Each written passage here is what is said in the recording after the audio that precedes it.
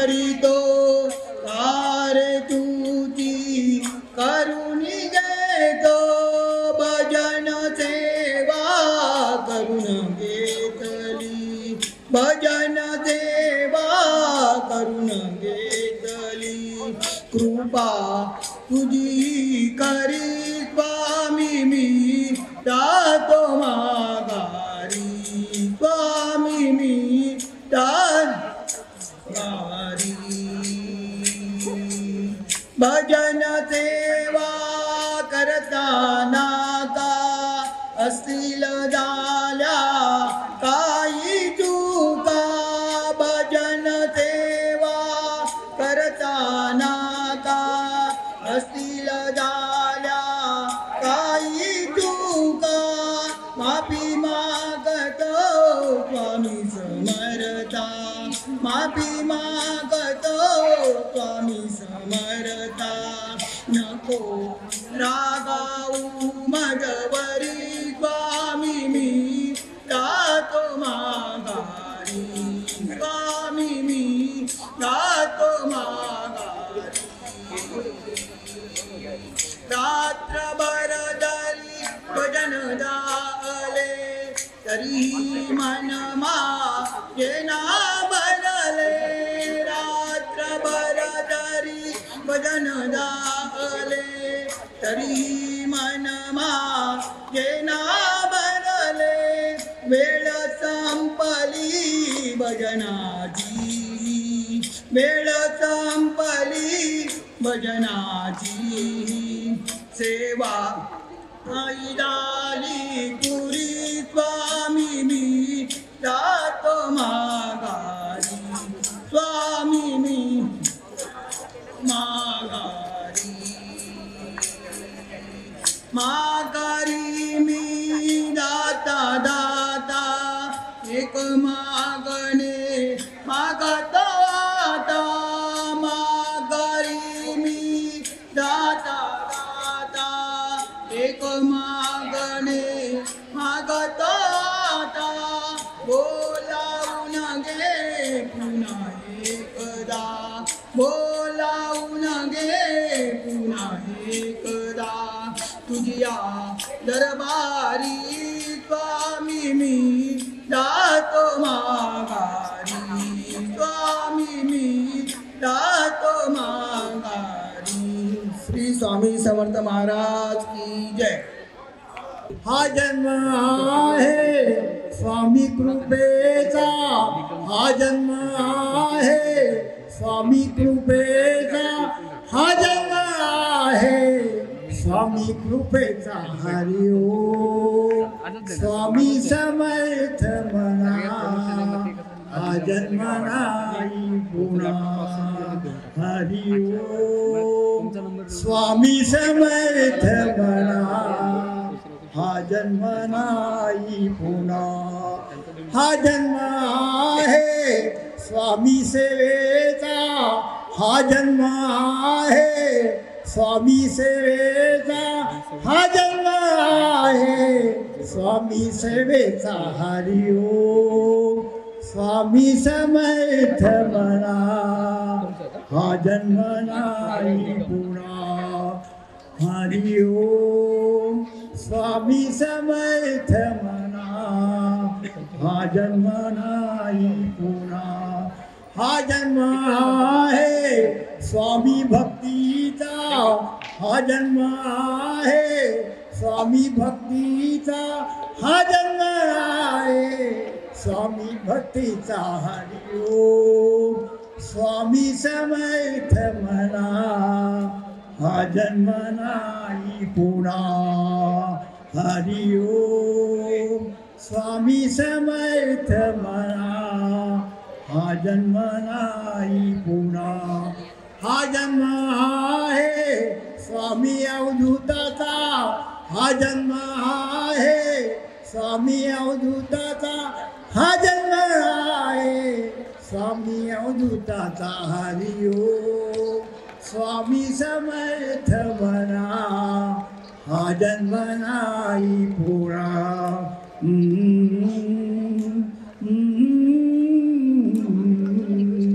Mm-hmm. जे विभूती जे स्टेजवर येणार आहे त्यांचं व्याख्यान आहे, त्यांचं फेलिसिटेशन आहे, त्यांनी पहिले 3 रांगेत बसावं. बाकी थोडी ॲडजस्टमेंट करून मागे अजून भरपूर जागा आहे, कमीत कमी अजून आपल्याकडे 150 सीट्स आहेत, बसू शकतात. आता आपण दुपारच्या सत्रात वळलोय.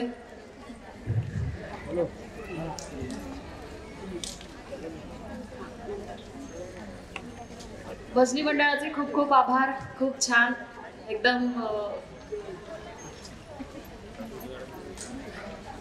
शब्द सुचत नाही आता काय बोलणार आहे त्यांच्या भजनाला, पण मन प्रसन्न झालं एकदम.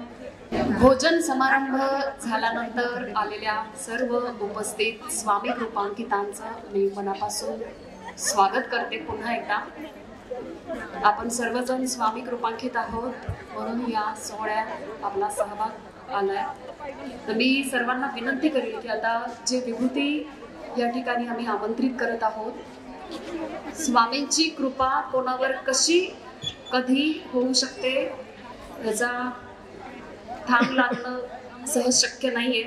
मी इकडे विनंती करेल जे व्यासपीठावर योगेश खरवलीकर यांच्या आसपास जी गर्दी आहे त्यांना विनंती करेल की आपण आसन ग्रहण करावं. पुढच्या मान्यवर विभूतींना आपण आता इकडे आमंत्रित करतोय. अनंत कोटी ब्रह्मांड नायक राजाधिराज योगीराज परब्रह्म सच्चिदानंद सद्गुरु श्री अक्कलकोट निवासी श्री स्वामी समर्थ महाराज की, श्री स्वामी समर्थ महाराज की.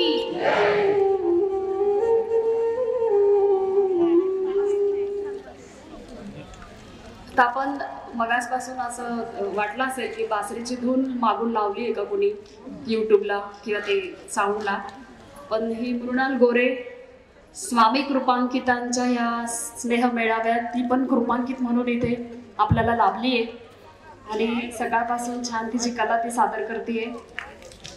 सगळ्यांनी तिचं एकदा टाळ्या वाजवून कौतुक करूया.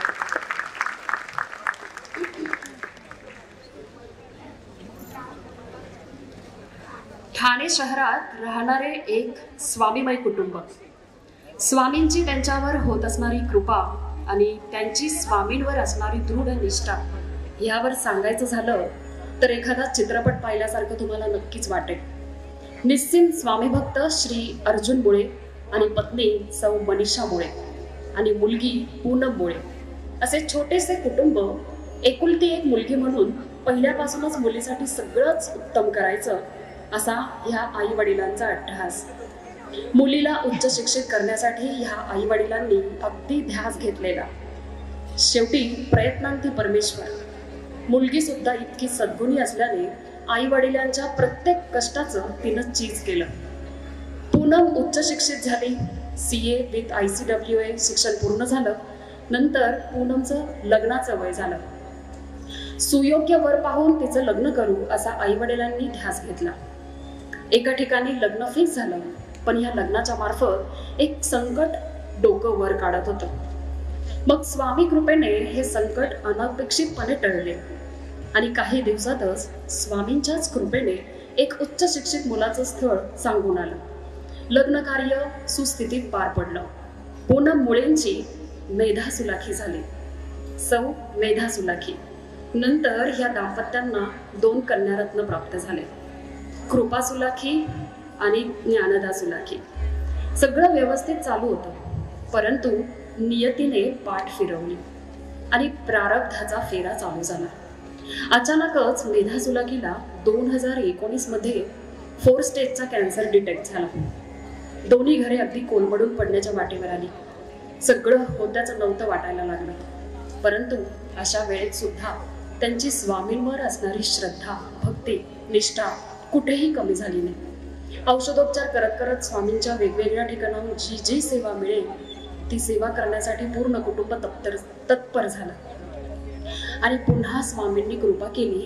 त्यांच्या आशीर्वादाने 2022 मध्ये मुलगी पूर्णपणे कॅन्सर मुक्त झाली. पुन्हा एकदा सर्व आनंदी आनंद झाला, सगळं व्यवस्थित सुरू झालं. पण ह्यावेळी स्वामींच्या सोबत पूनम ज्या कंपनीत काम करते त्या शलिना केमिकल्स कंपनीचे सुद्धा विशेष आभार की त्यांनी अशा परिस्थितीत सुद्धा तिला चीफ ऑडिटर पदावर असणाऱ्या नोकरीवर कायम ठेवून घेतलं आणि तिच्या सोयीने तिला जसं जमेल तशा पद्धतीने काम करायला मुभा दिली. अशा सगळ्या आनंदात अजून भर म्हणून पूनमच्या दोन्ही कन्या खरोखर स्वामी कृपांकित आज भारतामध्ये गाजत आहेत. कृपा सुलाखी आणि ज्ञानदा सुलाखी या दोन्ही कन्या मुलुंड येथील NESIP बोर्ड इंग्रजी माध्यम शाळेमध्ये शिकत आहेत.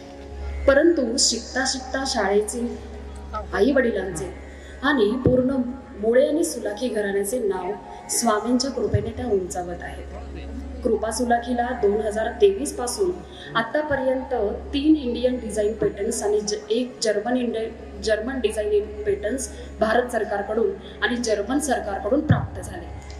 सध्या ही 9वी इयत्तेत शिकत आहे आणि त्याचबरोबर ज्ञानदा सुलाखी सुद्धा 4थी इयत्तेत शिकत असताना तिला भारत सरकारकडून आजपर्यंत 3 इंडियन डिझाईन प्रोजेक्ट पेटंट मिळाली आहे.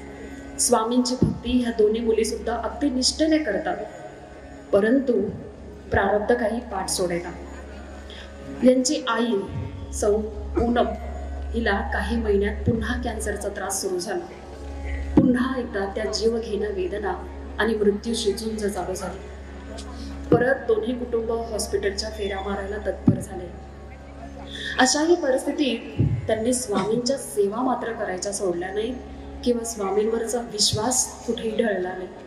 एका बाजूला आपली आई कॅन्सरशी झगडत आहे, तर दुसऱ्या बाजूला आपल्या आईला आपल्या मुलांचा मोठेपणा वाटावा म्हणून या दोन्ही मुली दिवस रात्र कष्ट करून निरनिराळ्या स्पर्धांमध्ये भाग घेऊन आपले नाव उज्ज्वल करत आहेत. कृपा सुलाखीला first place in child face dance Bharatanatyam across Mumbai आणि ठाणे प्रथम पारितोषिक मिळाले, तर ज्ञानदाला ऑनलाईन नॅशनल अवॉर्ड सिंगर कॉम्पिटिशनमध्ये प्रथम पारितोषिक मिळाले.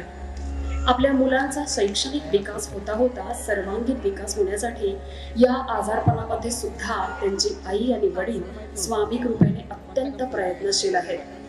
असे हे एक स्वामी कृपांकित कुटुंब आहे की ज्यांच्यावर स्वामींची कृपाछाया अखंड आहेच. या छायेखाली त्यांच्या भक्तीचे दर्शन आणि स्वामींची कृपा सर्व भक्तांना उदाहरण दाखल प्राप्त आहे. स्वामी म्हणतात माझे फक्त तुम्ही नामस्मरण करा, मी सदैव तुमच्या पाठीशीच आहे. त्यामुळे आता ही दोन्ही कुटुंब आणि ह्या लहान चिमुरड्या अखंड नामस्मरण करून स्वामींना आळवणी करतात आपल्या आईच्या उत्तम आरोग्यासाठी आणि स्वामींच्या अस्तित्वाच्या त्यांच्या प्रचितीचा ते अनुभव पावलोपावली घेतात.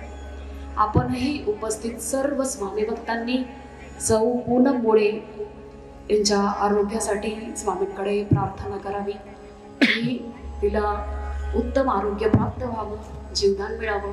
कारण लहान मुलींचं हे कौतुक आत्ताच ती सुरुवात म्हणू शकतो. इतकं नाव त्या मुलींनी उज्ज्वल केलंय आणि या पुढचा बघा सुरुवातच इतकी मोठी आहे, तर इथून पुढचं पूर्ण आयुष्य किती मोठं असणार आहे, किती भव्य दिव्य त्या गोष्टी करते. तर हे पाहण्यासाठी त्यांच्या आईने या म्हणजे उपस्थित राहावं, तिला उत्तम आरोग्य मिळावं, दीर्घायुष्य मिळावं म्हणून आपण सर्वांनी मनोबल स्वामींना क्षणभर प्रार्थना करा. आणि ह्या प्रार्थना करत असतानाच मी त्यांच्या दोन्ही मुली आणि अर्जुन मुळे काका काकूंना विनंती करेल की आपण व्यासपीठावर यावं.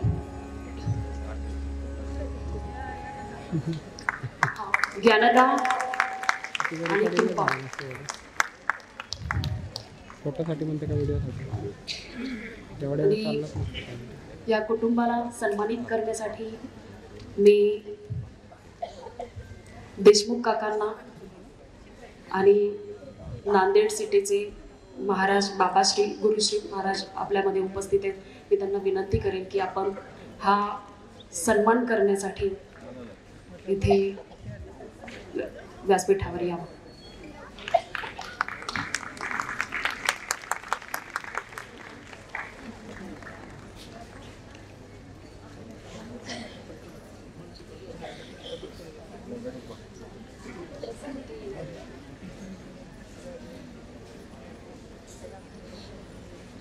बोला श्री स्वामी समर्थ महाराज की. माझ्यापेक्षा मोठा आवाज तुमचा पाहिजे. बोला श्री स्वामी समर्थ महाराज की. छान. एक स्वामींचा अनुभव म्हणून तुम्हाला सांगण्याची गोष्ट आहे. अभिषेक दादाचा फोन आला, अर्जुन दादा तुझ्या दोन्ही नातींना घेऊन यायच्या कार्यक्रमाला. मी म्हटलं काय म्हणतोयस, पूनम माझी चुबीट हॉस्पिटल ऍडमिट आहे, ICU मध्ये, शक्य नाही मला. म्हणून बघा काय कमावलं मला माहित नाही, पण तुम्हाला यायचं आहे. मी त्याला सांगितलं बा 16 तारखेला जरी मला डिस्चार्ज मिळाला ना हॉस्पिटलमधनं तर मी तुझ्या 18 तारखेला कार्यक्रमात तरी उभा राहील. 14 तारखेची गोष्ट, 14 तारखेला अभिषेक दादांचं आणि माझे भाषण संभाषण झालं. त्यांचा फोन कट नाही केला मी, तर तेवढ्या समोरून फोन आला, बाबा आपणाला आज डिस्चार्ज मिळतोय, डिस्चार्ज प्रोसिजर सुरू झाली. स्वामींनी कबूल करून घेतलं माझ्याकडे, स्वामींनी कबूल करून घेतलं माझ्याकडनं की या 2 तारखेला तू माझ्या कार्यक्रमामध्ये आलीशील. ही स्वामींची लीला आहे. आपण तुम्ही आम्ही कोणी काही नाही, सर्व करते कविते ही स्वामी समर्थ. बोला जय जय श्री स्वामी समर्थ, श्री स्वामी समर्थ, जय जय श्री स्वामी समर्थ.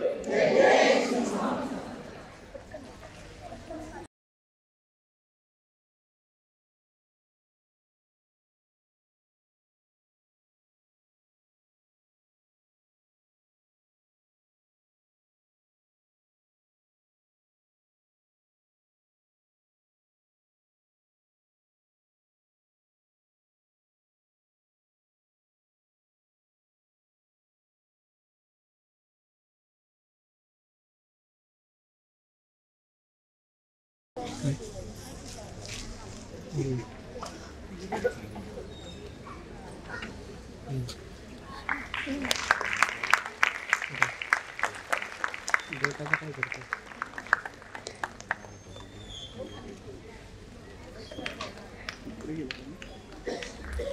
बस की कुठे जातो घरी.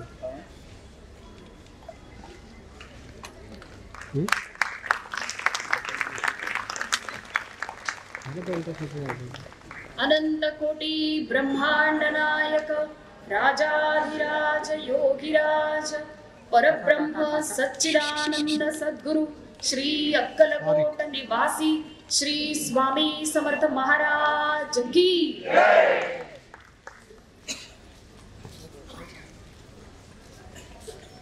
अलीकडे बसायचं.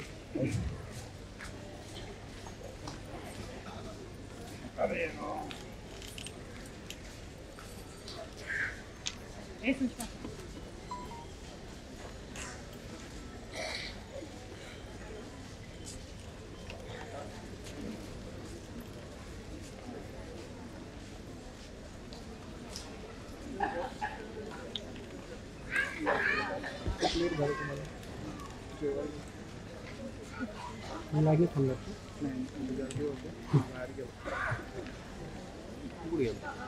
तर ज्ञानदा सुलाखीला आणि कृपा सुलाखीला थोडं व्यक्त व्हायचंय, तर मी त्यांना विनंती करेन.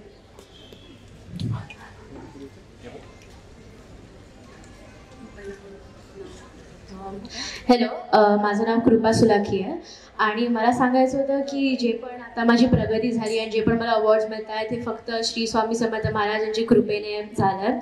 आणि माझी एकच इच्छा आहे की असाच नेहमी श्री स्वामी समर्थ महाराजांचा हात नेहमी माझ्या आणि ज्ञानदा आणि माझ्या पूर्ण फॅमिलीच्या डोक्यावर राहो. आणि आता ज्ञानदावर.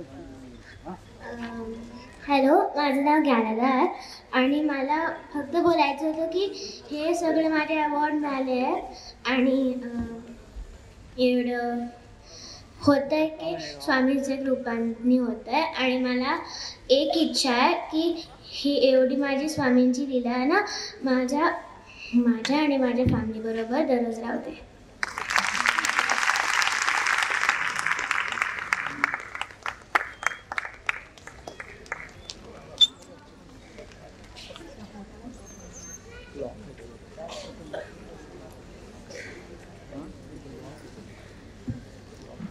तर या स्वामींच्या कृपेबद्दल किती बोलावं बघा. अशा वेळात पण ते महाराजांच्या कृपेने ते इथपर्यंत, म्हणजे महाराजांनी आणलं ही गोष्ट वेगळी, पण डिस्चार्ज मिळावा आणि पूनमताई आमची प्रत्यक्ष भेट होती नेहमी.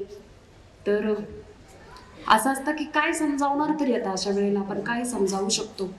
परिस्थिती म्हणजे डोळ्यांनी समोर आपण बघत असताना आणि आपले वडीलधारे आहे त्यांना आपण काय समजावणार. पण महाराजांच्या कृपेने प्रार्थनेत इतकी ताकद असते की त्या प्रार्थनेने जगातली कुठलीही गोष्ट आपल्याला मिळू शकते. आणि म्हणूनच महाराज म्हणतात अशक्य ही शक्य. म्हणजे अशक्य ही शक्य करतील स्वामी हे उगीच नाहीये. त्यांच्याबरोबर अशक्य शक्य झालेलं आहे आणि या पुढेही होणार हा महाराजांवरचा विश्वास आहे. तर उपस्थित सर्वांनी आपल्या प्रार्थनेत कुठंतरी आपले नातेवाईक नाहीयेत, रक्ताचा नाहीये, पण स्वामींनी जोडलेला कुठला तरी एक धागा असू शकतो. आणि महाराज नेहमी सांगतात की जेव्हा तुम्ही दुसऱ्यांसाठी प्रार्थना कराल तर तुम्हाला तुमच्यासाठी प्रार्थना करायची गरजच नसते. अभिषेक दादा, धनश्रीताई यांनी आमचा जो हा इथे बोलवून माझ्या दोन्ही नातींना जो सन्मान दिला त्याबद्दल मी स्वामींचे आणि हे स्वामी कृपांकित असलेले जोडपं निकम, अभिषेक निकम, धनश्री निकम, नमस्कार. आणि त्यांना अखंड भरभरून चांगलं आयुष्य लाभू ही त्यांच्या चरणी प्रार्थना.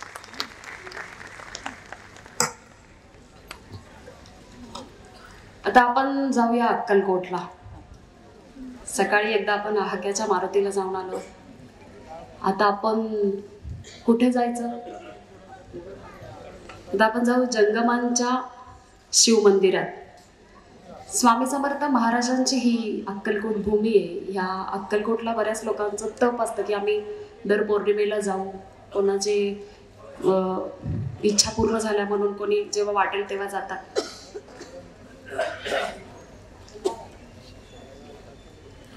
तर अशी ही स्वामींची कृपा कधी कोणावर कशी होईल सांगू शकत नाही. आणि हे अक्कलकोट क्षेत्र असं आहे, महाराजांच्या त्या भूमीत आपण त्यांनी बोलवल्याशिवाय आपलं जाणं होत नाही. पण कधी कधी असं होतं त्या क्षेत्रात जाऊन पण एखाद्या गोष्टीची माहिती आपल्याला नसते किंवा त्या गोष्टीपर्यंत पोहोचण्यासाठी कदाचित आपल्याला थोडंसं थांबवलं जातं. तर मी जंगमांच्या या मठाबद्दल जी महती सांगते ती आपण ऐका. आणि मी सगळ्यांना विनंती करेल की जेव्हा तुम्ही अक्कलकोटला जाल तेव्हा या ठिकाणी नक्की जा. का? त्याचं कारण असं आहे की स्वामींच्या ह्या अक्कलकोटातील हे एक संचार स्थळ, मुक्कामाचे वा बैठकीचे स्थान म्हणजे हा जंगमांचा मठ. समाधी मठाच्या खालच्या अंगास 10-12 घरं सोडून पूर्वाभिमुख असलेली ही एक छोटीशी खाजगी वास्तू. शिवोपासक लिंगायतांचे धर्मगुरू किंवा पुरोहित म्हणजे जंगम. अंतर्भागात 3 कमानी असून गर्भगृहात मोठ्या दगडी चौथऱ्यावर रुद्रस्वामींचा मुखवटा, शिवलिंग व नित्यपूजेतील दैवते आहेत. रुद्रस्वामींचे हे समाधी स्थळ असून यांचे संपूर्ण बांधकाम दगडी आहे. हा मठ म्हणजे महाराजांच्या अनेक लीलांचा मूक साक्षीदार आहे. महाराजांनी अखेरच्या दिवसात होम केला तो याच मठात. एसटी स्टँड जवळील मल्लिकार्जुन मंदिर जे आहे, आपल्याला वाटतं की मल्लिकार्जुन मंदिरात केलं, पण नाही. तिथे नसून रुद्रस्वामींचे वंशज निस्सिम स्वामी भक्त होते.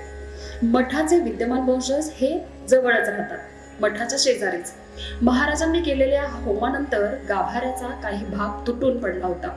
तो आजही तिथे स्पष्ट दिसतो. तिथेच एक भुयारी मार्ग असून त्याचे दुसरे टोक समाधीकडील ब्रह्मानंद गुहेकडे उघडते असे सांगितले जाते आणि ते खरे देखील आहे. इथे एक वाट उघडी दिसते, ते रुद्रस्वामींच्या समाधी गुफेचे द्वार असावे. या जंगमांच्या मठात त्या काळी सततचा राबता होता. भजन, कीर्तन, पारायण, भागवत सप्ताह चालत. भोजनाच्या पंक्तीच्या पंक्ती उठत. माटे बुवा, ठाकूरदास बुवा, बावडेकर पुराणी यांची संकीर्तनं, प्रवचन होत. महाराज तिथे उपस्थित राहून मोठ्या भक्तिभावाने श्रवण करीत. मठात एक खूप छोटा पण खूप खोल असा एक आड देखील आहे. एके वर्षी तो आटून पाण्याचे दुर्भिक्ष निर्माण झाले. यावेळी स्वामींनी त्याला पाझर फोडला. तेव्हापासून आज पावे तो हा आड आटला नाही. आजही तो वापरात आहे. निजधामात जाण्यापूर्वी ह्याच ठिकाणी महाराजांनी अनेक अशुभ लीला केल्या, ज्यातून आता आम्हास हे जग सोडून जायचे असे त्यांना सुचवायचे होते.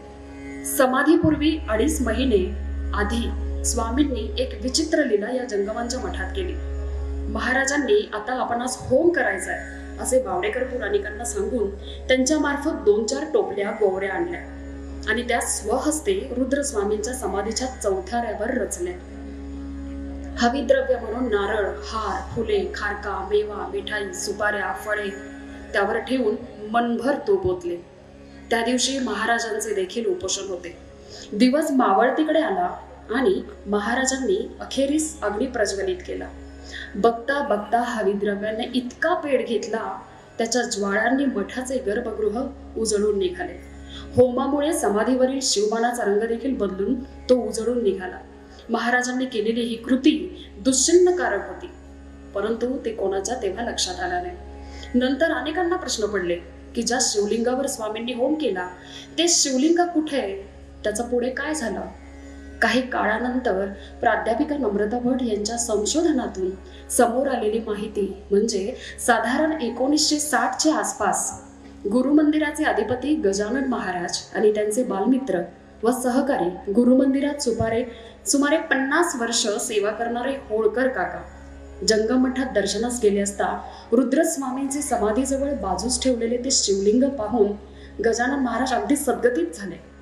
स्वामीरायांनी स्वहस्ते ज्यावर होम केला तोच हा शिवबाण याची पूर्ण खात्री पटताच आम्ही आपणास नवीन शिवबाण करून देतो, हा शिवबाण आम्हास द्यावा अशी त्यांनी विनंती केली. रुद्र मठाधिपतींनी त्यांना ती मान्य केली आणि स्वामींची कृपा झाली. स्वतः सिद्धप्पा होळकर तो शिवबाण गुरुमंदिरात घेऊन आले. सुमारे 82 वर्ष जंगम मठात पडून असलेला तो शिवबाण महाराजांनी हाती घेतला होता. त्यावेळी स्वामींच्या हाताची 5 बोटे त्यावर उमटली होती. ती आजही स्पष्ट दिसतात आणि तो गुरुमंदिरात आहे ज्याचं आपल्याला दर्शन घडू शकतं. तर ह्या पवित्र ठिकाणी महाराजांचा जो संचार होता तो अखंड होता. सततची उठबस आणि जे महान विभूती होते की ज्यांच्या उपस्थितीत स्वामींना तिथे जायला फार आवडायचं, बसायला आवडायचं. आणि तुम्ही विश्वास करणार नाही, जे लोक जाऊन आले त्यांचा अनुभव असेलच, पण जे गेले नाही त्यांनी अवश्य जा या ठिकाणी. तिथे गेल्यानंतर तो एक वेगळा फील जो येतो, तिथे गेल्यानंतर असं वाटतं आपण काहीच बोलू नये. एकदम शांत प्रसन्न वातावरण आणि त्या ठिकाणी आतमध्ये गाभाऱ्यात सुद्धा जायला मिळतं. कुठलीही बंदी तिथे नाहीये का कुठला फोटो काढायचा नाही, कशाला हात लावायचा ना, असं काही नाही. अगदी निश्चितपणे ते सेवा करतात, आलेल्या सगळ्या लोकांना माहिती देतात. असं हे कृपांकित घराणं ज्याच्याबद्दल कदाचित आपल्यापर्यंत माहिती पोचली नसेल. तर मी व्यासपीठावर आमंत्रित करते जंगम मठाचे कुटुंब,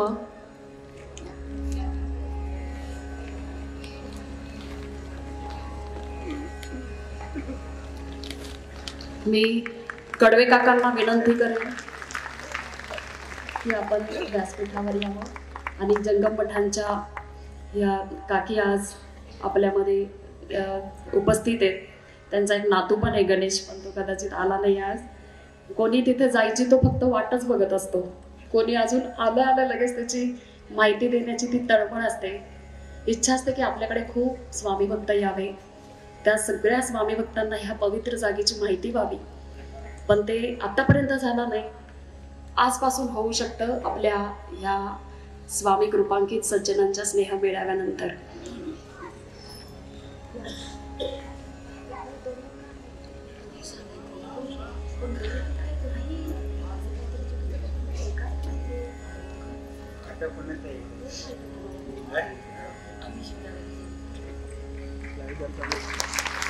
अनंत कोटी ब्रह्मांड नायक राजाधिराज योगिराज परब्रह्म सच्चिदानंद सद्गुरु श्री अक्कलकोट निवासी श्री स्वामी समर्थ महाराज की, श्री स्वामी समर्थ महाराज की.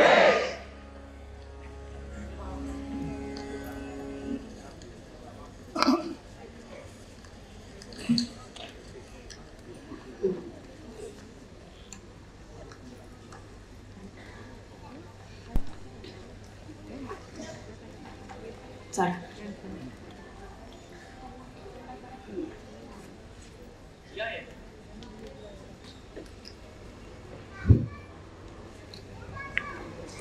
स्वामींच्या कुठल्याही गोष्टी बोलताना किंवा त्यांचं चरित्र वाचताना कदाचित जे स्वामींचे भक्त नाही त्यांनाही जे नाव कायमच माहीत असतं, जे अगदीच महाराजांचे अगदीच जवळचे बाळप्पा महाराज. पुण्यश्लोक बाळप्पा महाराज स्वामींचे परमशिष्य, सेवक व उत्तराधिकारी. तेजपुंज शरीरयष्टी, शांत धीर गंभीर स्वभावाचे बाळप्पा महाराज म्हणजे दास्य वृत्तीचा महामेरू. स्वामींचे शिक्कामोर्तब कंठी धारण करून स्वामींच्या पश्चात 32 वर्ष अफाट कार्य केले. अक्कलकोटात औदुंबराच्या छायेत गुरुमंदिर उभारून हजारो लोकांच्या मनात स्वामी भक्तीची ज्योत प्रज्वलित केली. बाळप्पा महाराजांना 2 मुलगे होते. ते अल्पायुष्य ठरले. एकुलती एक कन्या, तिचे नाव सुंदराबाई. ह्या कर्नाटकात चिकोडी जवळील गोटे येथे दिल्या होत्या. सुंदरा अण्णाजी गोटेकर असे तिचे सासरचे नाव. बाळप्पांच्या उतारवयात ती पती व मुलासह अक्कलकोटात आली. गुरुमंदिरात वास्तव्य करून राहिली. पुढे पित्याच्या ऐहिक वैभवावर आपण एकुलती एक वारस म्हणून मालकी हक्क साबित करण्यासाठी धडपडली, परंतु कोर्टाचा निकाल तिच्या विरोधात लागला आणि सुंदराबाईंना अक्कलकोट सोडावे लागले. वडिलांकडून प्राप्त झालेल्या चीज वस्तू, चांदीची उपकरणे, बाळप्पांची पत्रव्यवहाराची पेटी हे सगळं घेऊन पुत्र गुंडोपंत व सून यशोदाबाईंसह 60 ओलांडलेल्या सुंदराबाई पंढरपुरात स्थायिक झाल्या. चरितार्थासाठी मायलेकरांना फार परिश्रम करावे लागले. पुत्र गंडोपंतांना 3 मुली व 3 मुलगे होते. नारायण, तुकाराम व मुरलीधर अशी मुलांची नावे असून बाळप्पा महाराजांचे हे 3ही पंतू पंढरपुरात विद्यमान आहेत. स्वामींचा प्रकट दिन पुण्यतिथी, बाळप्पा महाराजांची पुण्यतिथी ते प्रतिवर्षी धूमधडाक्यात साजरी करतात. प्रकृतीची तक्रार असूनही पंतू गुंडोपंत गोटेकर आणि कुटुंब ह्या सोहळ्यासाठी आपल्या सर्वांच्या विनंतीला मान देऊन ते आज इथे उपस्थित आहेत, पंढरपूरवरून आलेले. तर मी बाळप्पा महाराजांच्या कृपांकित घराण्याला विनंती करेन की आपण व्यासपीठावर या. सगळ्यांनी टाळ्यांच्या गजरात त्यांचे स्वागत करूया. अवधूत चिंतन श्री गुरुदेव दत्त, अनंत कोटी ब्रह्मांड नायक, राजाधिराज योगीराज, परब्रह्म सच्चिदानंद सद्गुरु श्री अक्कलकोट निवासी श्री स्वामी समर्थ महाराज की, श्री बाळप्पा महाराज की. जेवण मला वाटतं सगळ्यांना मिळालंय ना. महाप्रसादाचा लाभ सगळ्यांनी कमी घेतलाय का जास्त घेतलाय हा फरक वाटतोय. कमी घेतलाय त्यांचा आवाज निघू शकत नसेल आणि जास्त घेतलाय त्यांना कदाचित झोप येत असेल असं वाटतंय. गमतीचा भाग आहे, पण आपण छान पुन्हा जय जयकार करू. आज काकांचं वयवर्ष साधारण 75च्या वर आहे, पण ते आज थोड्या वेळापूर्वी म्हणत होते की कृपांकित म्हणून मला तुम्ही इथे बोलवलंय, पण मला इथे यायला आनंद होतो कारण एकाच ठिकाणी इतके स्वामी भक्त बघायला मिळतात. ही किती मोठी गोष्ट आहे.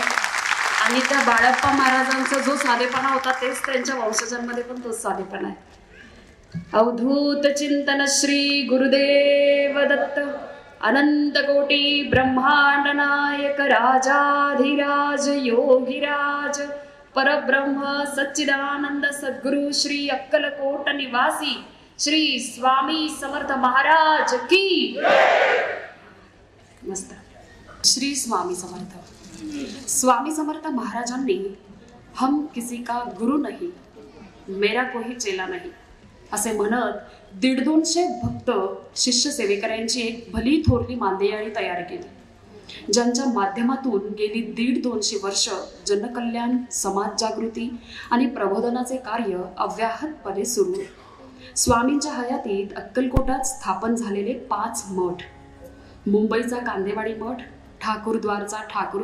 ठाकूरदास बुवांचा मठ, पुण्यातला मंडई मठ, चिपळूण मार्कंडेचा गोपाळबुवा केळकरांनी स्थापलेला मठ आणि बीड जिल्ह्यातील केज धारूर येथील महारुद्रराव देशपांडे संस्थापित प्राचीन मठ.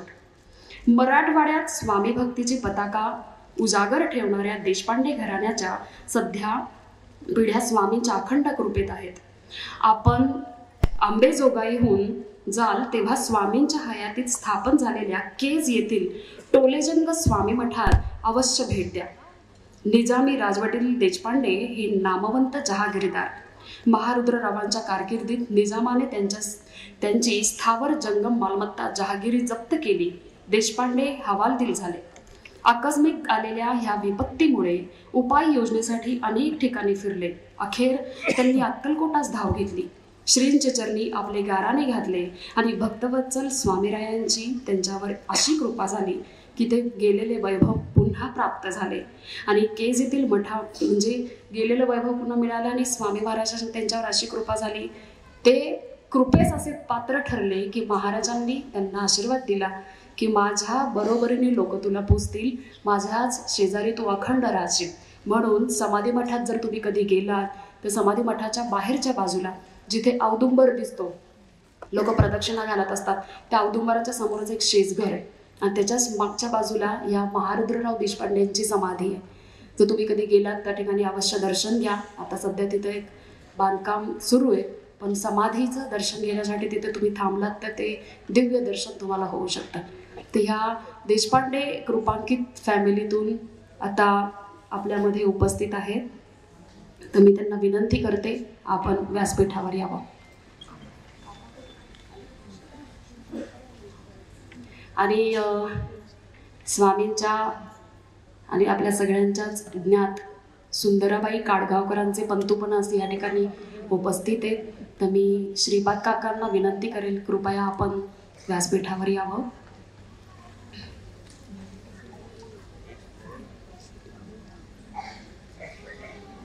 अवधूत चिंतन श्री गुरुदेव दत्त श्री स्वामी समर्थ महाराज की.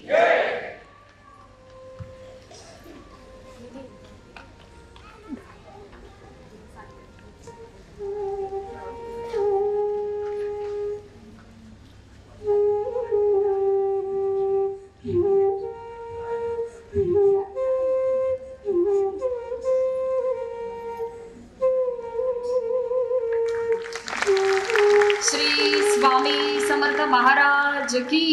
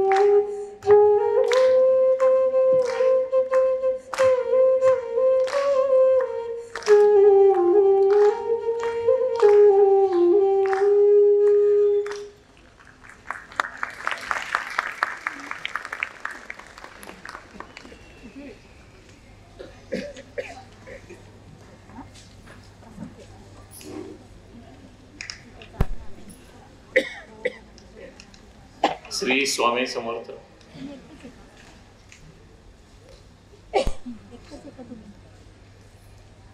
अचानक आलेला योग आहे. मी महारुद्र उर्फ नानासाहेब देशपांडे यांचा पंतू. अनेक गोष्टी मनामध्ये खळबळ माजवत आहेत. आज देखील पावलोपावली श्री स्वामींचा अनुभव मिळतो. अनेक गोष्टीत अनेक ठिकाणी साक्षात दर्शन झालेले. या ठिकाणी गुरुजी आहेत, त्यांनी केजच्या मठात येऊन सगळ्या गोष्टी पाहिल्यात. याच माध्यमातून मी इथे उभा आहे. स्वामी समर्थांच्या हयातीत स्वामी समर्थांनी मठ स्थापनेचा आदेश दिला होता नानासाहेब महाराजांना. काय सांगितलं होतं? स्वतःच्या चर्मपादुका घेतल्या आणि नानासाहेबांच्या अंगावर फेकून दिल्या आणि जा उकंड्यावर ठेव, असा उल्लेख केल्यानंतर उकंड्यावर ठेव म्हटल्यानंतर काय असेल तर परत आल्यानंतर ज्या ठिकाणी आमच्या संपर्कात जो भाग होता त्या भागामध्ये एक आमचा पूर्ण परिवाराचा उकंडा होता. तसे मूळचे आम्ही निरंतर पंढरपूरचे आणि त्या ठिकाणी केजला 2 समाधी, एक समाधी आहे की माझे ओरिजिनल केजला आलेले रंगोपंत अण्णा यांची जिवंत समाधी आहे. यांचा जन्म किंवा यांची प्रसव वेदना सुईण म्हणून प्रत्यक्ष रुक्मिणीने केली. इतकी मोठी अनुभूती असताना नानासाहेब त्या वंशामध्ये जन्मले आणि नानासाहेबांवर श्री स्वामी समर्थांची प्रचंड कृपा झाली. प्रचंड कृपा एवढी की शेवट ज्या वेळेला नानासाहेबांचा झाला अक्कलकोटला, त्यावेळेला 2 दिवस काही कलहामुळे त्यांचं प्रेत पडून होतं. स्वामी समर्थांनी तिथल्या भोसले सरकारना दृष्टांत दिला आणि माझा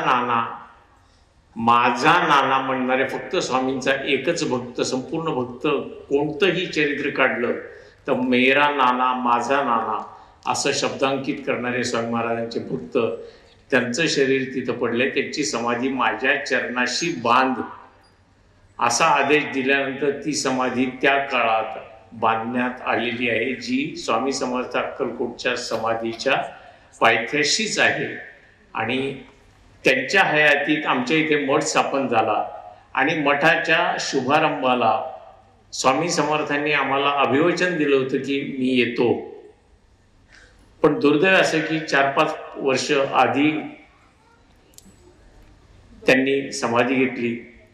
पण प्रकट दिना दिवशी, ज्या दिवशी आम्ही त्या ठिकाणी पादुका स्थापन केल्या, त्या दिवशी गाभारा भरून स्वामी महाराजांनी आम्हाला दर्शन दिलं. आल्याबरोबर माझं लक्ष तिकडे चाललंय.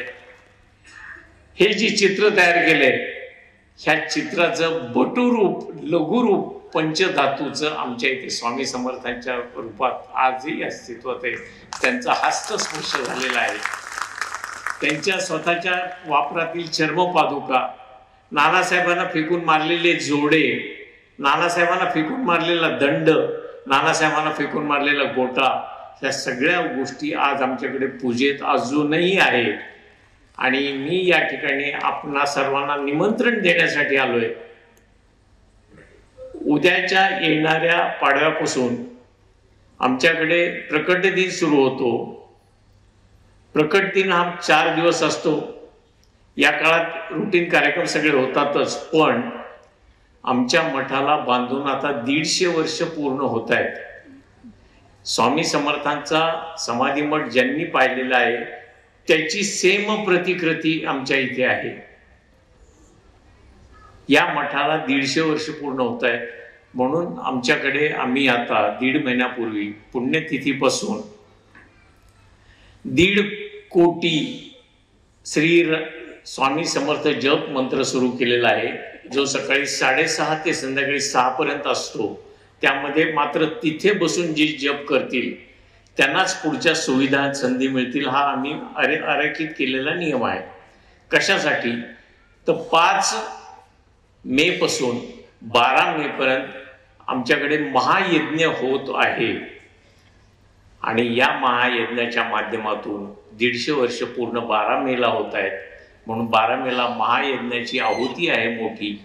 या आहुतीच्या माध्यमातून हे 5ही दिवस 6ही दिवस वेगवेगळे विविध सांस्कृतिक धार्मिक कार्यक्रम या मठामध्ये ठेवलेले आहेत. त्याचा एक निमंत्रक म्हणून मी आपणा सर्वांना स्वामी समर्थ मठ अक्कलकोट निवासी श्री सद्गुरू स्वामी समर्थ महाराज यांचा केज येथे असलेल्या मठाच्या माध्यमातून दीपक देशपांडे आपणा सर्वांना आमंत्रित करतो. आपण आवर्जून या, दर्शन घ्या. कारण स्वामी महाराजांनी अनेक भक्तांना आदेशित केलेले की दर महिन्याच्या वारीला इथे येत जाऊ नको, अक्कलकोटला मी तुझ्या जवळ आहे. त्यामुळे आमच्या परिसरातून विदर्भाकडे असलेला स्वामी भक्त आता दर महिन्याला केजला येतो आणि केजला दर गुरुवारी प्रचंड मोठा आरती सोहळा सादर केला जातो. हे सगळ्या गोष्टी त्या ठिकाणी केजला आल्यानंतर आपणास पाहायला मिळतील. बरंच बोलण्यासारखं आहे, अनेक अनुभव आहेत, पण ते या ठिकाणी बोलणार नाही. मला या ठिकाणी या जोडीने बोलवून जो सन्मान केला त्या सन्मानाबद्दल मी त्यांचे शतशः आभारी मानतो आणि रजा घेतो, कारण मला जाणं गरजेचं आहे. स्वामी महाराजांच्या कृपेने मी इथे उभा आहे. एका जणांनीही हात वर करावा जो की 5 अटॅक येऊन अजून जिवंत आहे, तो मी आहे. विशेष म्हणजे मला शुगर नाही, बीपी नाही, पण प्रत्येक अटॅकच्या वेळेला स्वामी महाराजांनी प्रत्यक्ष दर्शन देऊन हात दिलाय. बोलू शकत नाही. आता मला इथून 2-2.5 तासाचा प्रवास आहे आणि मी गोळ्या सुद्धा बरोबर आणल्या नाहीत, म्हणून या ठिकाणीच आपली रजा घेतो. सर्वांचे मनपूर्वक आभार, धन्यवाद. श्री स्वामी समर्थ. अशा या स्वामींच्या कृपेने परमपावन झालेले अनेक स्वामी भक्त आहेत. कोणावर कधी कशी कुठून कृपा होईल आणि ती कशी सुरू होईल, तो प्रवास कसा चालू राहील काही सांगू शकत नाही. आता ह्या पुण्याच्या पुण्यभूमीत असा एक सन्मान आपण स्वामी अशा एका व्यक्तीला सन्मानित करणार आहेत की प्रत्येक महिलेला तिचा अभिमान वाटू शकतो. महाराष्ट्रातील विद्येचे माहेरघर म्हणून प्रसिद्ध असणारे हे पुणे शहर. याच पुण्यभूमीत सदाशिव पेठ येथे जन्म झालेली एक रणरागिणी, पूर्वाश्रमीची कुमारी सायली विनयचंद्र गोडबोले. प्राथमिक, माध्यमिक तसेच उच्च शिक्षण देखील पुण्यातच झाले. BA चित्रकला, MA इतिहास, मराठी साहित्य विशारद तसेच संस्कृत कोविद अशा सर्व पदवीधर शिक्षण पुण्यातच झाले. बाळाचे पाय पाळण्यात दिसतात, तर सतत बाळप्पा चोळप्पा करून बाळप्पा आला, पण इथे या बाळाबद्दल मी बोलते जे बाळाचे पाय पाळण्यात दिसतात. त्याप्रमाणे अनेक कला बालपणापासूनच अवगत असल्याने वेगवेगळ्या कलाक्षेत्रात कायमच कौतुकाची थाप मिळत गेली. अनेक गुरुतुल्य विभूतींचे शुभाशीर्वाद मिळाले, मार्गदर्शन लाभले. शिक्षण पूर्ण झाल्यावर काही वर्षांनी सायली विनयचंद्र गोडबोलेची सौ सायली अमित जोशी झाली. पुणे तिथे काय उणे ही उक्ती कित्येकदा पुणेकरांना नेमकेपणाने लागू होते, कारण अनेक कला अवगत असलेल्या सायलीताईला सासरही पुण्यातच मिळाले आणि भरीस भर म्हणून सासरकडची मंडळी सुद्धा कलाक्षेत्रात नाव कमावलेली मिळाली. यजमान श्री अमित जोशी यांना उस्ताद झाकीर हुसेन यांच्यासारखे अनेक गुरु लाभले आणि अनेक वाद्य वाजवण्याचे पूर्ण शिक्षण घेऊन आज संगीत क्षेत्रात ते कार्यरत आहेत. पुण्यात कोथरूड आयडियल कॉलनीत बेडेकर गणपती समोर त्यांचा ऑडिओ व्हिडिओ रेकॉर्डिंगचा कॉस्मिक बीट नावाचा प्रशस्त स्टुडिओ आहे. सायलीताई ह्या उत्तम लेखिका, निवेदिका, संपादिका, सूत्रसंचालिका, एकपात्री नाट्यविष्कार तसेच अनेक वेगवेगळ्या विषयांवर उत्कृष्ट व्याख्यान प्रवचन करतात. अशा अनेक कलागुणांवर व्यासंग असणाऱ्या सायलीताईंना आजवर अनेक ठिकाणी अनेक पुरस्कारांनी सन्मानित करण्यात आले. तसेच छत्रपती शिवाजी महाराजांच्या मनात स्वराज्याची मुहूर्त बेड रोवणारी राजमाता जिजाबाई भोसले, ज्यांना राष्ट्रमाता म्हणून संबोधले जाते. राष्ट्रमाता म्हणून संबोधले जाते खरे, पण त्या किती महान होत्या. त्यांच्या संस्कारांनी शिवबांना इतके मोठे केले, परंतु जनसामान्यांना त्यांच्याबद्दल विशेष इतकी माहिती नाहीये. त्यामुळे जिजाऊंचा जन्म, त्यांचे बालपण आणि एकंदरीत हिंदवी स्वराज्याच्या स्थापनेमागे ज्या जिजाऊंचे संस्कार होते तिची चरित्रगाथा जगासमोर यावी म्हणून अखंड धडपड आजही तिची सुरूच आहे. राष्ट्रमातेच्या चरित्राचा सखोल अभ्यास करून जिजाऊंचा शोध आणि बोध असा 600 पानांचा चरित्र ग्रंथ त्यांनी आजपर्यंत प्रकाशित केलाय. अनेक ऐतिहासिक पुस्तकं प्रकाशित करून वेगवेगळ्या ठिकाणी कार्यक्रम करतात. तसेच अलीकडेच शिवकल्याण राजा हा छत्रपती शिवरायांचा संपूर्ण जीवनपटाचे दर्शन घडवणारा नाट्याविष्कार, वयोगट 3 ते 15 ज्यासाठी विश्व विक्रमाची नोंद नुकतीच झाली. या संहितेचे लेखन व दिग्दर्शन केले. या लेखिके म्हणजे हिने लेखनाने दिग्दर्शन केलंय. अशा अनेक कलागुणांनी परिपूर्ण असून अनेक प्रकारचे पुरस्कार यापुढेही मिळत राहो ही स्वामींच्या चरणी प्रार्थना आणि यशस्वी वाटचालीसाठी स्वामीमय शुभेच्छा.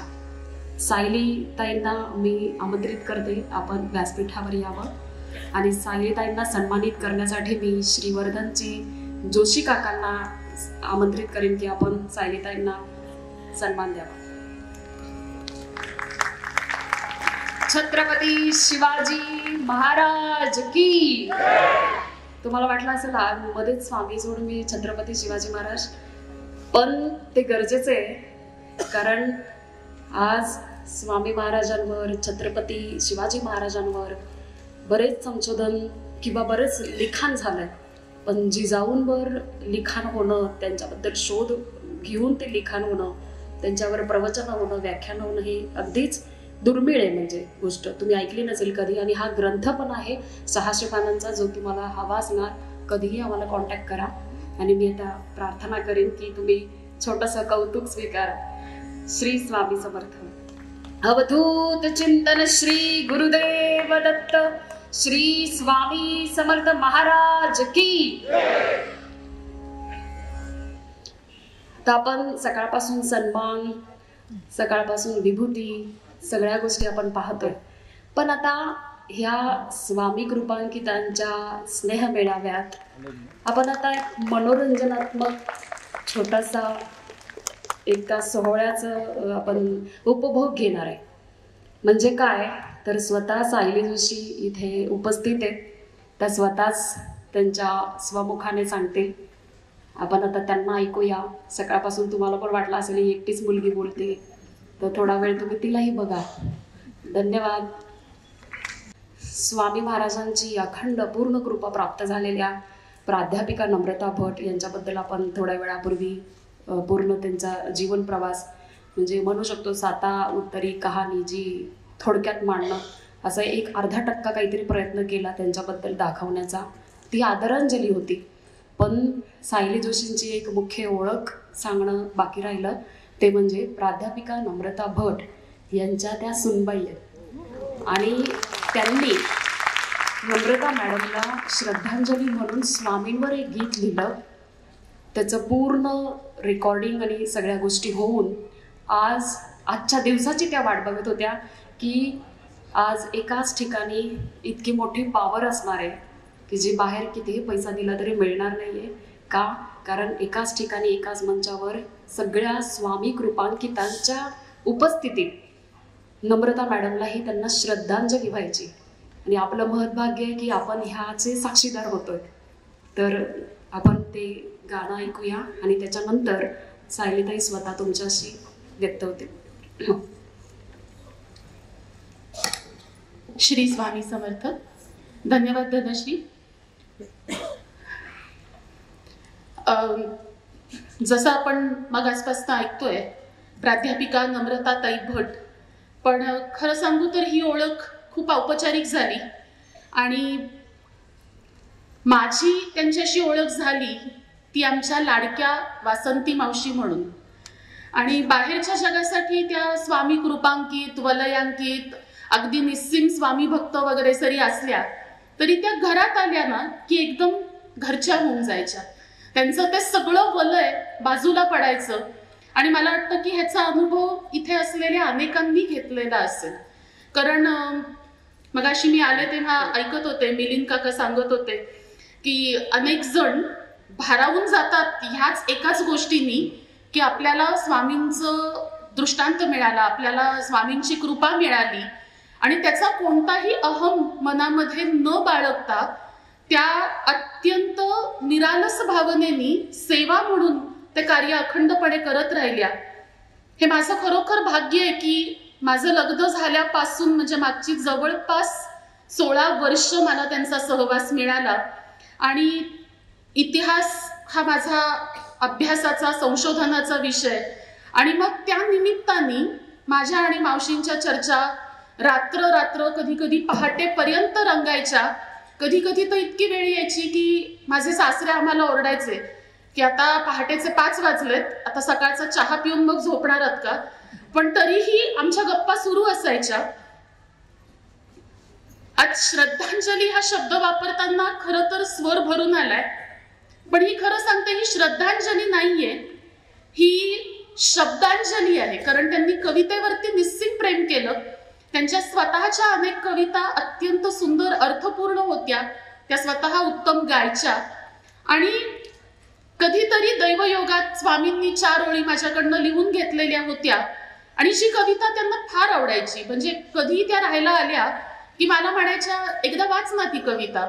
आणि मगाशी माझा दीर स्वप्नील इथे बोलला, आम्ही गौरव म्हणतो, आणि त्या मला म्हणायच्या, आपण गौरवला सांगू, त्याला चाल लावू आणि आपल्या स्वामींवरच्या कार्यक्रमात आपण तुझी ही कविता घेत जाऊयात. दुर्दैवानी त्या असताना त्यांचं हे स्वप्न नाही पूर्ण करता आलं. ती एक सल मनामध्ये राहून गेलेली होती. मला असं वाटतं की आज जसं स्वामी म्हणतात ना, हम गया नहीं जिंदा है, तसंच काही विभूती असतात की ज्या जात कधीच नाहीत, अक्षर रूपाने त्या आजही आपल्यामध्ये आहेत. तर मावशी जिथे कुठे असतील, माझी अशी इच्छा आहे की ही शब्द सुमनांजली मी त्यांच्या चरणी अर्पण करते. ऐकूया आपण हे स्वामींना अर्पण केलेलं गीत, स्वामी भाग्य विधाता.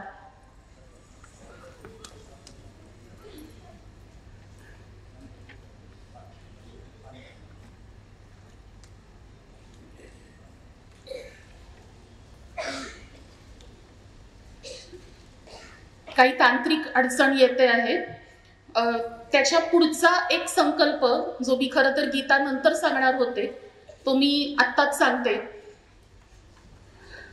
मावशी असताना आमचं कायम असं बोलणं व्हायचं की महाराजांचं संपूर्ण आयुष्य हे जवळपास 750 वर्षांचं आणि त्याच्यामध्ये संपूर्ण मध्ययुगाचा कालखंड येतो.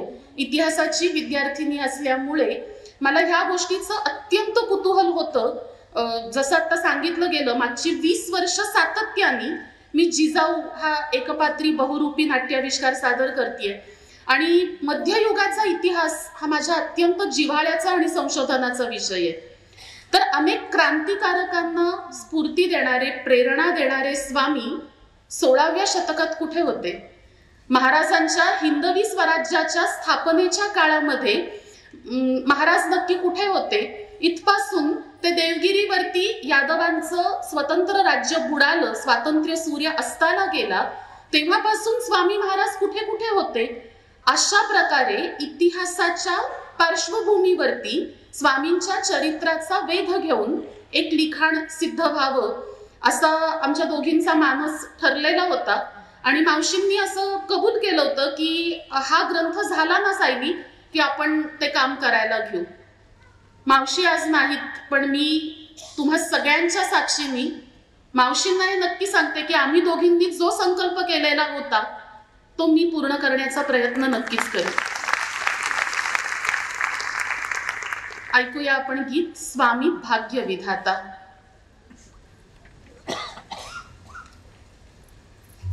अक्कलकोटी भक्त गणाचा रंगला हो सोहळा, स्वामी समर्थ नाम जपाचा लागे मजला लळा.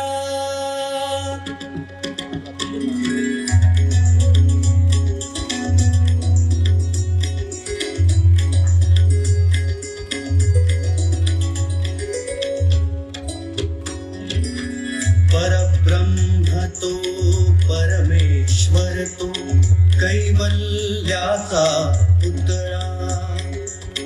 परब्रह्म तो परमेश्वर तो कैवल्याचा पुतळा. अक्कलकोटचे स्वामी समर्थ, अक्कलकोटचे स्वामी समर्थ आनंदाचा मळा. भवतापाच्या संसाराला लागता त्या धरा,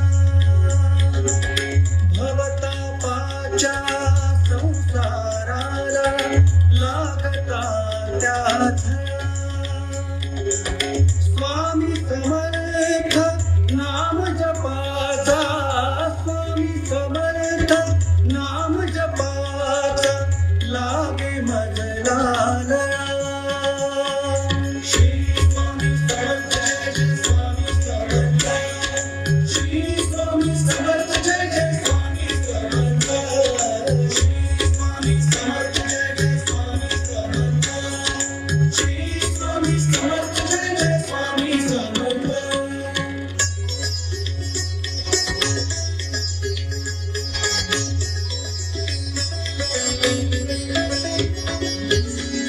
कसली भीती कसली चिंता स्वामी समर्थ असला कसली भीती कसली चिंता स्वामी समर्थ असला तोची करता आणि करविता तोची भाग्य विधाता तोची करता आणि करविता तोची भाग्य विधाता भक्तांसाठी संकट समयी नमविले संकळिका भक्तांसाठी संकट समयी नमविले संकळिका स्वामी समर्थ नाम जपाचा स्वामी समर्थ नाम जपाचा लागे मजला श्री स्वामी समर्थ जय जय स्वामी समर्थ श्री स्वामी समर्थ जय जय स्वामी समर्थ श्री स्वामी समर्थ जय जय स्वामी समर्थ श्री स्वामी समर्थ जय जय स्वामी समर्थ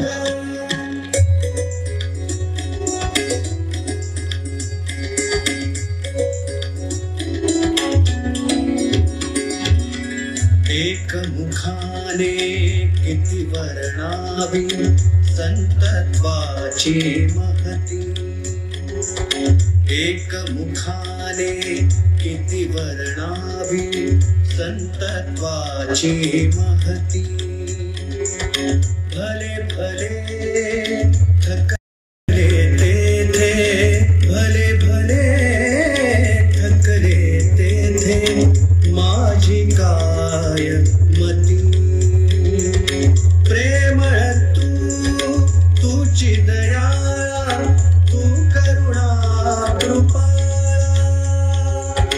प्रेमळ तुझी दया तू करुणा कृपा स्वामी समर्थ नाम जपाचा स्वामी समर्थ नाम जपाचा लागे मजला श्री स्वामी समर्थ जय जय स्वामी समर्थ श्री स्वामी समर्थ जय जय स्वामी समर्थ श्री स्वामी समर्थ जय जय स्वामी समर्थ श्री स्वामी समर्थ जय जय स्वामी समर्थ स्वामी समर्थ स्वामी समर्थ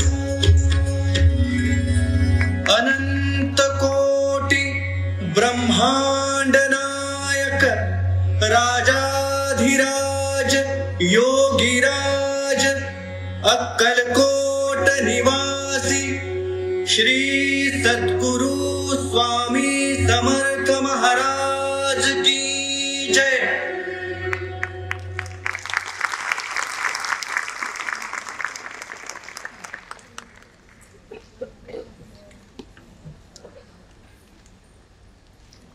नम्रताताईंना अर्पण केलेलं हे गीत इथून पुढे स्वामी भक्त साज ह्या यूट्यूब चॅनलवरती ऐकू शकतील.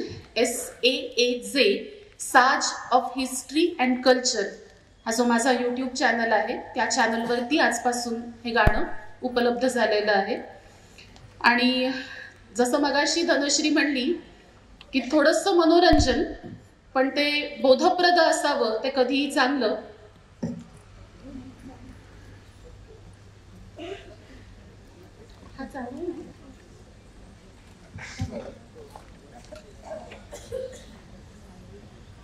तर आपण तर आपण एक छोटासा गमतीशीर खेळ खेळूया.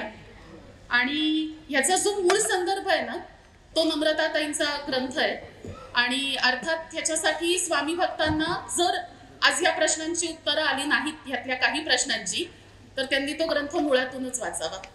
आणि ग्रंथ बाहेर उपलब्ध आहेच, मगाशी स्वप्नींनी सांगितलेलं आहेच.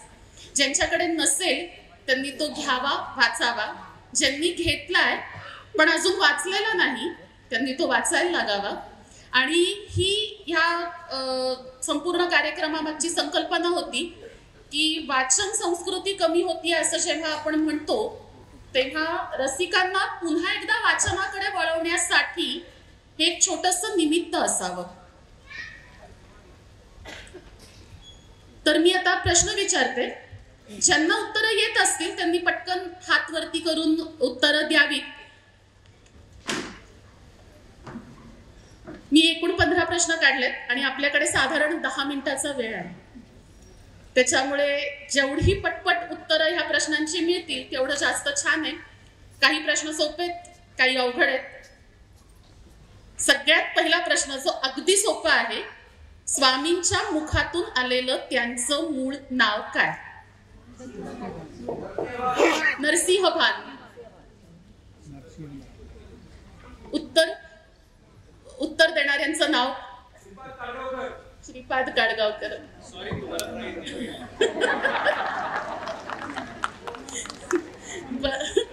परीक्षक अभिषेक सर आहेत, त्याच्यामुळे बक्षीस कोणाला द्यायची ते सर ठरवतील. दुसरा प्रश्न नीट ऐका. स्वामी आणि चोळप्पा महाराजांची प्रथम भेट कुठे झाली होती? नाही नाही नाही, त्यांच्या घरी नाही. अक्कलकोट मधल्या खंडोबा मंदिरामध्ये नाही. नाही, मारुती मंदिर पण नाही. नाही नाही, दर्ग्यामध्ये पण नाही. मंगळवेढ्यात पण नाही. नाही नाही, मोहोळ पण नाही. आपण असं एकेका प्रश्नावरती वेळ घालवायला नको. मी परत सांगते, आपण हा ग्रंथ मुळातून वाचूयात. याच्यावरती नम्रताताईंनी संशोधन करून खूप सविस्तर प्रकरण लिहिलेलं आहे. आणि त्या ठिकाणाचं नाव आहे देव निंबर्गी. आणि त्याच्यानंतर 24 वर्षांनी महाराज अक्कलकोटात चोळप्पांच्या घरी आले आणि त्यांना विचारलं की चोळ्या, माझी झोळी कुठे ठेवलीस? आणि तेव्हा चोळप्पा महाराजांनी खुंटीवर टांगलेली झोळी त्यांना काढून दिली आणि सांगितलं की आपण तेव्हा जे सांगितलं होतं त्याप्रमाणे ह्याच झोळीतून भिक्षा मागून संपूर्ण कुटुंबाचा उदरनिर्वाह चालवतो आहे. तर याचं मूळ उत्तर आहे देव निंबर्गी. तिसरा प्रश्न. लातूर जवळ साधारण 10 किलोमीटर अंतरावरती अहमदपूर नावाचा जो तालुका प्लेस आहे, तिथे वडवार राजुरा हे एक ठिकाण आहे. तिथली दुर्गा देवी ही अत्यंत प्रसिद्ध आहे. आणि तिथेच महाराज एका मठामध्ये एका विशिष्ट नावानी मठाधिपती म्हणून नांदत होते. तर महाराजांचं तिथलं मठाधिपती म्हणून असलेलं नाव काय? चंचल भारती. उत्तर कुणी दिलं नाव सांगू शकलात तर? रमा रामदासी. रमाताई, आपण नंतर स्टेजच्या मागच्या बाजूला येऊन अभिषेक सरांना भेटावं. मी मगाशी म्हणलं की दुर्गा देवींचा स्वामींवरती निरातिशय जीव होता. स्वामी तर तिचे भक्त होतेच. कसं असतं ना, आपण देवावरती प्रेम करणं ही एक गोष्ट असते आणि देवानी आपल्यावरती प्रेम करणं ही फार विशेष गोष्ट असते. तर स्वामी अशा अर्थाने विशेष होते असं म्हणायला हरकत नाही, कारण दुर्गा देवींचा स्वामींवरती स्नेह होता. एक असं ठिकाण आहे ज्या ठिकाणाचं नाव तुम्हाला सांगायचंय, ज्याची कथा मी तुम्हाला सांगतेय. एक असं ठिकाण जिथला दुर्गा देवीचा उत्सव हा खूप प्रसिद्ध आहे आणि स्वामी तिथे तिच्या दर्शनाला नेहमी जायचे. नवरात्राचा काळ सुरू होता, उत्सवाचा काळ होता आणि स्वामी तिचं दर्शन न घेताच वेशीवरून परस्पर बाहेरच्या बाहेर निघून गेले. नगर प्रदक्षिणेला निघालेली दुर्गादेवीची पालखी जड झाली. गावकऱ्यांनी तिची विनवणी केली, कौल लावले. तेव्हा तिने दृष्टांत दिला आणि सांगितलं की जो वेशीवरून गेला त्यास परत बोलवा. तेव्हा बऱ्याच जणांना असा प्रत्यय आला की हे स्वामी महाराज असावेत, कारण ते वेशीवरनं परस्पर गेलेत, उत्सवास आलेले नाहीत. आणि त्यांनी स्वामींना बोलावून आणलं. स्वामी हसले. पुढे 3 दिवस स्वामी दुर्गादेवीच्या बरोबर तिच्या उत्सवात सेवेसाठी राहिले. तर ही दुर्गादेवी कोणत्या गावातली आहे? नाही नाही, कलकत्ता नाही. महाराष्ट्रातलंच एक ठिकाण आहे, क्ल्यू देते. नाही. ठीक आहे, आपण परत एकदा हा ग्रंथ मुळातून वाचूयात. सांग सांग. नाही, मुलुंड पण नाही, मुरुड पण नाही. डोंबरजवळी असं ह्या गावाचं नाव आहे आणि हे यवतमाळच्या जवळ येणारं गाव आहे, डोंबरजवळी. 5वा प्रश्न आपण घेऊया. स्वामींनी ज्या त्रिविक्रमानंद यतींवरती अत्यंत मनापासून स्नेह केला त्यांचं मूळ नाव काय?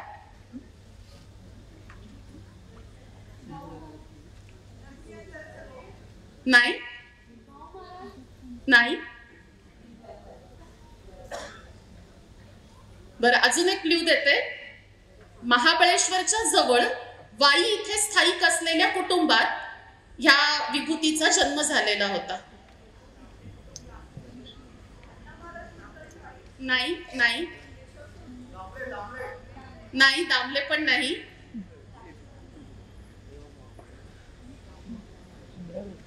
ठीक आहे. पांडुरंग शास्त्री बापट असं त्यांचं नाव होतं आणि हे बापट कुटुंब मूळचं वाईला स्थित असलेलं कुटुंब होतं. आपण पुढचा प्रश्न बघू. बहुतेक याचं उत्तर आता यावं, कारण हा प्रश्न बऱ्यापैकी सोपा आहे.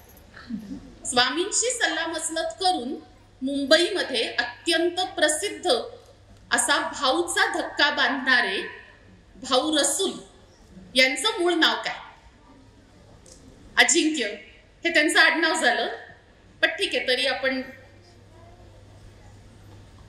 बरोबर उत्तर आहे. लक्ष्मण हरिश्चंद्र अजिंक्य असं त्याचं मूळ उत्तर आहे. त्यांचं मूळ नाव हे लक्ष्मण हरिश्चंद्र अजिंक्य असं होतं. आणि त्यावेळेचा जो कलेक्टर होता रसूल, त्यांनी ज्या वेळेला हा धक्का बांधून नियोजित वेळेत भाऊंनी पूर्ण केला, तेव्हा त्यांनी असं मोठ्या आवाजात म्हणलं, oh my brother, oh my brother. रसूलचे भाऊ म्हणून भाऊ रसूल. तर मूळचं त्यांचं आडनाव रसूल नाही, भाऊ हे त्यांना संबोधन तोपर्यंत नव्हतं आणि ते लक्ष्मणराव ह्या नावानेच ओळखले जात होते. आपण पुढचा प्रश्न घेऊया. श्री क्षेत्र द्वारका येथे श्री स्वामी कोणत्या भक्तासाठी दत्त रूपात प्रकट झाले? नाही, कोणत्या भक्तासाठी दत्त रूपात प्रकट झाले? भुर्या बुवा.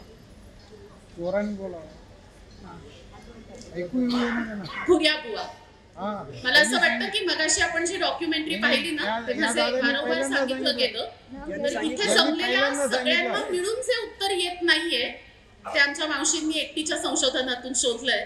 तर आपण परत एकदा त्यांच्यासाठी टाळ्या वाजवूयात खरंच, कारण हे काम सोपं नाहीये. मी पुढचा प्रश्न विचारते. आता हे पण उत्तर सोपं आहे, हा हे येईल. श्री क्षेत्र पंढरपूर मंगळवेढा इथे स्वामी महाराज कोणत्या नावाने वावरत असत? पंढरपूर मंगळवेढा इथे स्वामी महाराज कोणत्या नावाने वावरत असत? दिगंबर बुवा. हे उत्तर बरोबर आहे. आपलं नाव? उमेश कुलकर्णी. उमेशजी, आपण पण स्टेजच्या मागच्या बाजूला या दादांचं नाव घ्या ना, यांनी व्यवस्थित उत्तर दिलंय. अगोदरचा प्रश्न, याच्या अगोदरचा प्रश्न यांनी बरोबर सांगितलं उत्तर. अगोदर उत्तर यांनीच सांगितलं पहिला. मग आपण पण बाहेरच्या बाजूला आहे. आपलं नाव? गोखले. गोखले साहेब, आपण पण नंतर स्टेजच्या मागच्या बाजूला या. पुढचा प्रश्न नीट आहे का? 37 वर्षांचा एक तरुण तपस्वी, ज्याच्या नावाने एक नवीन नगराची पण स्थापना झाली, आणि ह्या 37 वर्षाच्या तपस्व्याला आशीर्वाद द्यायला 700 वर्षांचे स्वामी महाराज अत्यंत वेगाने गेले, तर त्या तरुण तपस्व्याचं नाव काय? नाही, स्वामी विवेकानंद हे त्याचं उत्तर नाही. नाही,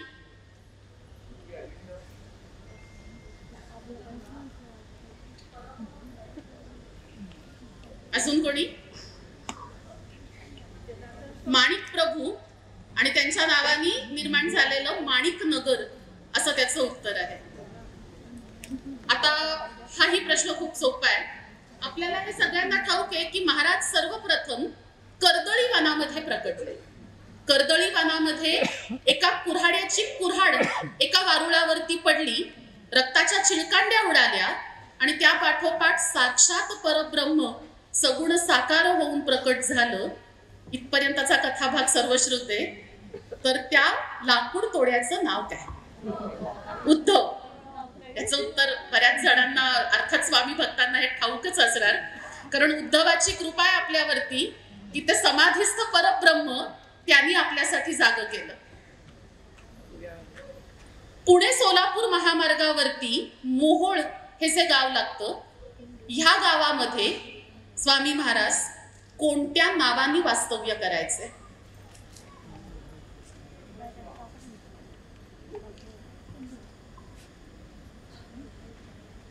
अजूनही तिथे ह्या नावाने मठ आहे मोहोळमध्ये. ठीक आहे, ते नाव आहे यतिराज. आणि यतिराजांचा वावर हा तिथल्या एका गुहेमध्ये होता आणि त्या गुहेचा पुढे कालांतराने मठ करण्यामध्ये आलेला आहे. पुढचाही प्रश्न खूप सोपा आहे. ह्या गीतामध्ये सगळ्यात शेवट आपण जो स्वामी महाराजांचा ओरिजिनल मूळ म्हणता येईल असा जो फोटो पाहिला, तो फोटो कोणत्या कंपनीने घेतलेला आहे? कोडॅक. बरोबर. अभिषेक सरांना विचारा, सगळे जण आले तर चालतील का? शेवटचे 3 प्रश्न उरलेले आहेत. कच्छ इथे स्वामी महाराज कोणत्या नावाने वावरत होते?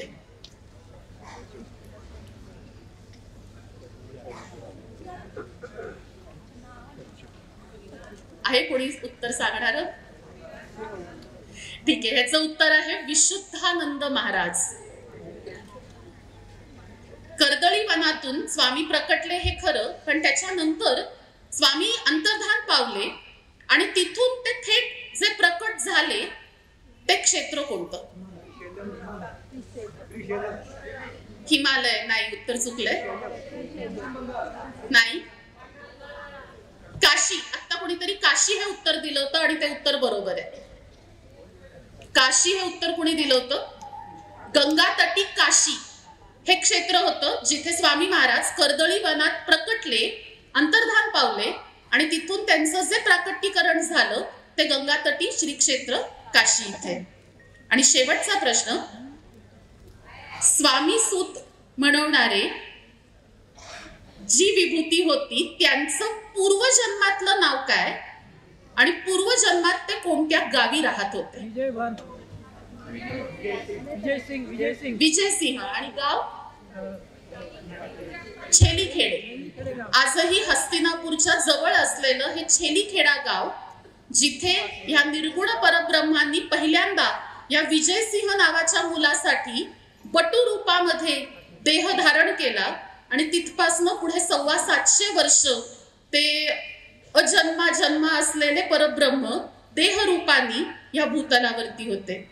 तर मला वाटतं की आपल्याला ग्रंथ वाचनाची गरज आहे हे आतापर्यंत लक्षात आलं असेल, कारण अनेक सोप्या प्रश्नांची उत्तरं आपण चटाचट दिली, सगळ्यांनी मिळून दिली. पण अनेक गोष्टी अशा अजूनही आहेत स्वामी चरित्रातल्या की ज्या आपल्याला ठाऊक नाहीत आणि त्या ठाऊक करून घ्यायला हव्यात. जसं मी सकाळपासून प्रत्येकाचे विचार ऐकते, प्रत्येक मान्यवरांचे, आणि प्रत्येक जण तेच सांगतंय की आपल्या श्री गुरूंना जर समजून घ्यायचं असेल तर 100% समजून घ्यायला हवं. आणि मग त्याच्यासाठी नम्रताताईंनी जो ग्रंथ लिहिलेला आहे तो आधारभूत मानायला हरकत नाही. त्याच्या पुढेही कुणी संशोधन केलं तर मला वाटतं त्यांनी नम्रताताईंना आणखी समाधान मिळेल. ती त्यांच्यासाठी खरी श्रद्धांजली असेल. तर मी संयोजकांचे आभार मानणार नाही, कारण हा आपला सगळ्यांचाच ना एक कौटुंबिक कार्यक्रम आहे आणि आपले कुटुंब प्रमुख आहेत महाराज. आपण सगळे त्यांच्या अभय छत्राखाली नांदणारी लेकरं आहोत आणि आपण आज इथे जे कोणी आलेलो आहोत ते त्यांच्या ओढीने आलेलो. आपण इथे आपले वैयक्तिक मान मरातब, आपले वैयक्तिक कुणाशी असलेले स्नेहसंबंध हे जोपासण्यासाठी आज इथे आलो नाही आहोत. स्वामी समर्थ ह्या पंचाक्षरांनी जनमानसावरती 11व्या शतकापासून जे गारुड घातलेलं आहे ते आज 21व्या शतकापर्यंत कायम आहे. तर आपल्या सगळ्यांचा भक्तिभाव स्वामी चरणी असाच दृढ राहावं अशी मी त्यांच्याच चरणांशी विनंती करते आणि रजा घेते. धन्यवाद.